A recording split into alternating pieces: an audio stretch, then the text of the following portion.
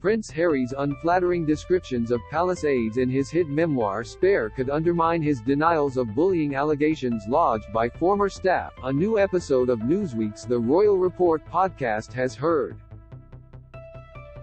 Harry's book was released on Tuesday to record-breaking sales and contains a litany of familiar complaints about the media and press intrusion into his life and that of Meghan Markle.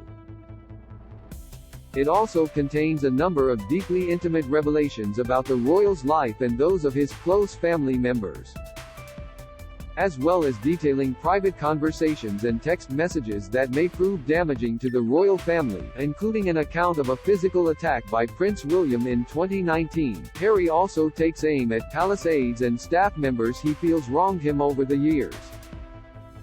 Discussing these attacks on behind-the-scenes courtiers, Chief Royal Correspondent Jack Royston questioned whether it was wise for the prince to be so scathing, considering his denials of allegations published in 2021 by staff working for the Sussexes that there was a bullying culture within their household. In a discussion with royal commentator Kristen Meinzer, he said, on the subject of staff he goes into some of what happened at Kensington Palace and the relationship between Harry and Meghan and their staff in a way that's quite interesting. He obviously says that Meghan is not a bully and he says that all of the problems at Kensington Palace were blamed by William on Meghan, he continued. What's quite interesting is that he does outline this picture of an office where the staff were in this, he calls it a poisonous environment, and he says there were people kind of bent over desks weeping, and he said that the atmosphere was so kind of febrile that constructive criticism wasn't possible. On the way Harry describes particular individuals within the royal households, Royston observed he kind of had nicknames for them, calling them the bee, the wasp, the fly. Some of it's quite personal, and I have to say I did wonder whether that was actually a good idea for Harry to go there if he's in the process of denying a bullying allegation, but is also like saying some really quite personal and scathing things including about people's physical appearances. Three courtiers who come under the most scrutiny are described by Harry as middle-aged white men who managed to consolidate power through a series of bold Machiavellian maneuvers. They had normal names, exceedingly British names, but they sort more easily into zoological categories. The bee, the fly, and the wasp. The bee, he wrote, was oval-faced and fuzzy and tended to glide around with great equanimity and poise, as if he was a boon to all living things. The wasp was lanky, charming, arrogant, as well as being weedy and self-effacing. While the fly was so named because he spent much of his career adjacent to, and indeed drawn to, s******. There were a couple of things that Harry said in his book which honestly could have come out of a Piers Morgan column, Royston observed. These three courtiers are not the only staffers to be targeted by Harry in his memoir.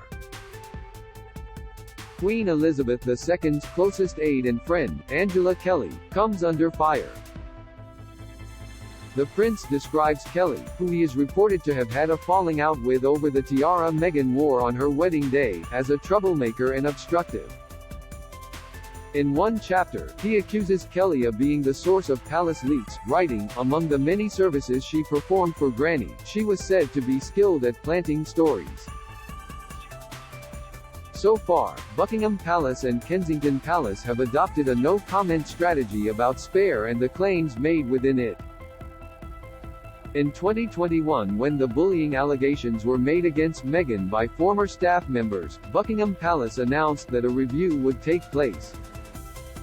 In 2022, it was announced that the review had been completed but that the results would not be published.